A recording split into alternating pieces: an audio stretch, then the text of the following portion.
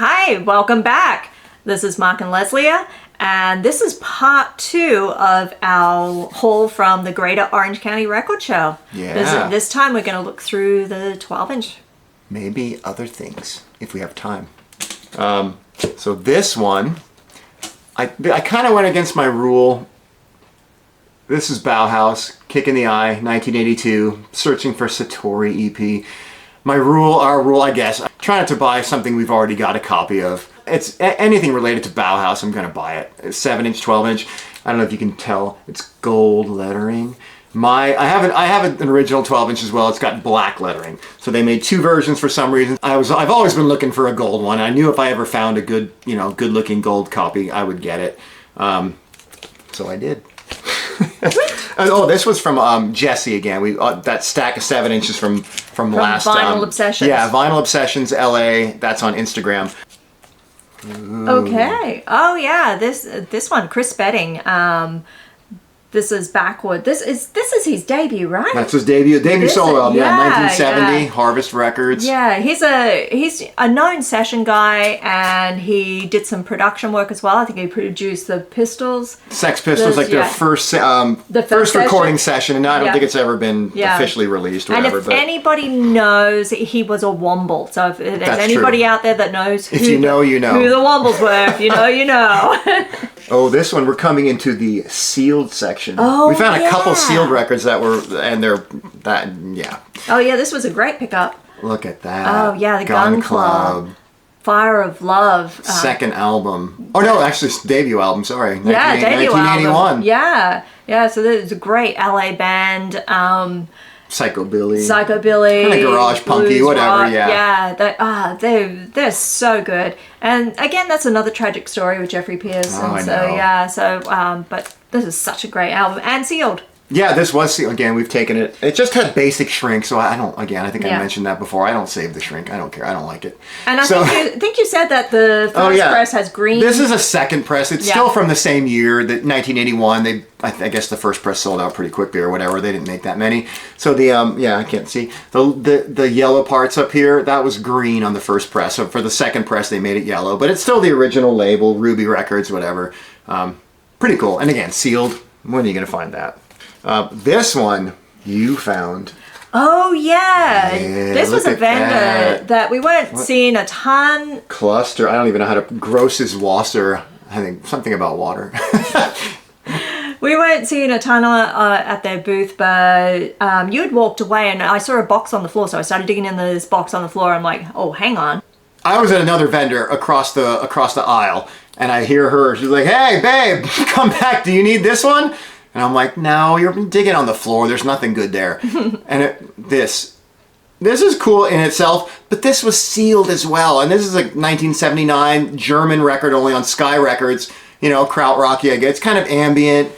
This band, Cluster, they started in the early 70s. They were a lot more experimental at the beginning. Then they became a bit more synthy and soundscapey. They worked with Brian Eno. They had a record, Cluster and Eno, before this one a couple years. But I couldn't believe you found. I know. You gotta be kidding me. Yeah, on the floor bin, and you looked like you had their best stuff on top. And it wasn't cheap. And it's on the floor. Like, okay. This is from like the Power Pop. We got a bunch of stuff in 7 inches from this Power Pop guy. You can go look at that. Yeah, video. go back and look at the last video. So this one, the Barracudas, or is it just no? Yeah, it is. Depending on which record you're looking at, it's either Barracudas or the Barracudas. They're a garagey power pop band from England. Probably more heavy on the garagey than power pop. But what's their claim to fame? Oh my gosh, yes. Fun fact is, if you're a Supernatural fan of the TV show, the Supernatural. Yeah, the CW. CW. Yeah. We did. That was a great show. We loved it. We've watched the seasons a couple times. Their drummer in the sort of later period was Mark Shepard, and he played Crowley. What was he? King of Hell? King of Hell. He was not on this one. This is from 1983. He played on the next album, I think. Yes. And also, we saw Crowley, Mark Shepard, drum for Robin Hitchcock a few years back. He's been on a couple of his records. And if you looked at the last video with the 7 inches, the Teenage Film Stars band, he was in that as well. It was the he was part of the television personalities, Mark Shepard. So he was in that band first, then he went to the Barracudas, and then he became Crowley. He became the king of house. I think he worked with Robin Hitchcock too in the 80s as well, but he's been around. This one's pretty cool. Holland Press, Flesh Tones. I think we're kind of in the garage rock area right now. American Beat, 1984. It's like a redone version of a song from their debut album, plus a couple others, and pretty cool sleeve. Ooh, DMZ. DMZ. So if you watch the last video, so you really got to go back and watch the last video. Boy. We had a Liars 7-inch on there, and so this was the Liars before? The singer. The singer. Jeff Connolly, a singer, songwriter, yeah. DMZ. This is like 1978 garage rock. I think it was on, Sire Records even. Oh, yeah, fantastic. Pretty cool. Oh. There's a bit more garagey, a bit more rock and rolly kind of, yeah. I think I like Liars better, but it's a good album. Yeah, that was pretty good. Yeah. Oh, now we're back to the power pop guy where we got a bunch of cool power pop stuff. Again, watch that last video. Yeah. This one is a band we'd never heard, another band, Starjets. This one is I think I was reading somewhere on a forum, on a power pop thread somewhere, and it talked about this is my favorite power pop album of all time, whatever, Starjets. This is from like 1979. They're from Belfast, Ireland. It's definitely more on the pop side of power pop, but they're kind of, they call them punk as well, but they're not really punk. Yeah.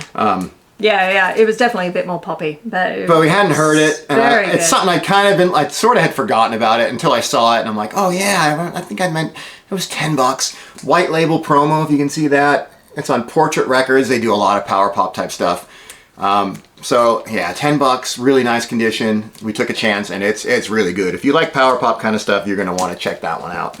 Young Fresh Fellows, The Fabulous Sounds of the Pacific Northwest. It's their debut album. It's on Pop Llama Records.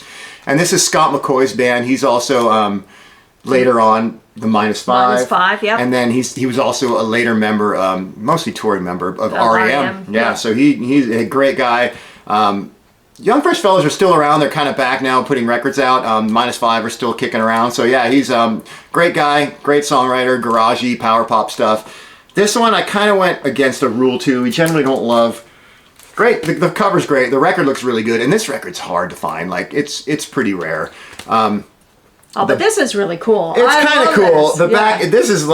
This is not supposed to be there. It's all writing. It looks like it's supposed to be a postcard, but I mean, and you're like, it's looks like it's being mailed to a record or a radio station, KWU in Salem, Oregon. They're from Portland or whatever. So that's pretty cool. I think that's awesome. They obviously didn't mail it. Yeah, they didn't mail it. Could you imagine putting that in the mail? Like as is. So just the fact that it was going to a local radio station, I'm like, okay, I can deal with the writing. It was pretty cheap too. I think I paid $20, and it's starting at well over $60 just for like the median. So, and again, everything else is really nice. So, and I'm pretty happy to have that. Another one, Young Fresh Fellows, their next album, Topsy Turvy. Not quite as good a condition, but it's not bad. The sleeve just has a little bit of wear on it, but it's decent. Jimmy Silva and the Empty Set. This is from 1984. Again, it's on Pop Llama Records, the same label as these last two Young Fresh Fellows. And Scott McCoy is on these two records as well. This came out in 84 on cassette only at first, and then the first and only press of it on vinyl is this one from 1987. This was sealed. No, I should have put that in the sealed section. Oh my goodness. That's our third sealed record day. Yeah. I mean, Jimmy Silva's not that known. This is his next album from 87. Again, Scott McCoy's on that one. Really cool. He died pretty young too. They're from I think Northern California. Not Scott McCoy, sorry. This guy has passed away already. Another tragic story. All right, I think I've spoken too much. I'll let you take over. This is Slade. I just love Slade. Again, go back and look at the last video. Oh, there was a 7-inch. Yeah, there was a 7-inch. That was from 84. This is at least 74. This is respectable Slade. Well, I think this is like their fourth album. Something like that. Yeah. So this is a US copy. So in the US, it's called Stomp Your Hands. Stop Your Hands. Stop them. Stomp your hands. Clap your feet. Yeah, Everybody. clap your feet. And then, but in the UK, when it originally came out, it was called Old, New, Borrowed and Blue, and they've taken a couple of tracks off here and things like that. I wonder why they do that. I hate that when they do that for US records. Yeah, but so it what was that? 1974, yeah. Yeah, 1974. And again, they do have, the one thing I like about them, you can't quite tell a little bit on this one, right there on this one, but right here, oh yeah. Best Dave hair in Hill. rock and roll, come on. Dave Hill's hair is just something special. But again, Noddy Holder's voice, you just cannot get anybody's voice like Noddy Holder. He has the best voice. He's got the best voice in rock and roll? I think he's got one of the best voices All right. in rock and roll. It is unique. I'll Such give a it to you. powerful voice. But he doesn't have that hair. Thank God. But he's... So is this guy going bald, or is it just? I don't or think did he Dave's just, going Did he bald. just cut it to go? Keep cutting it. When the bangs keep going, no higher.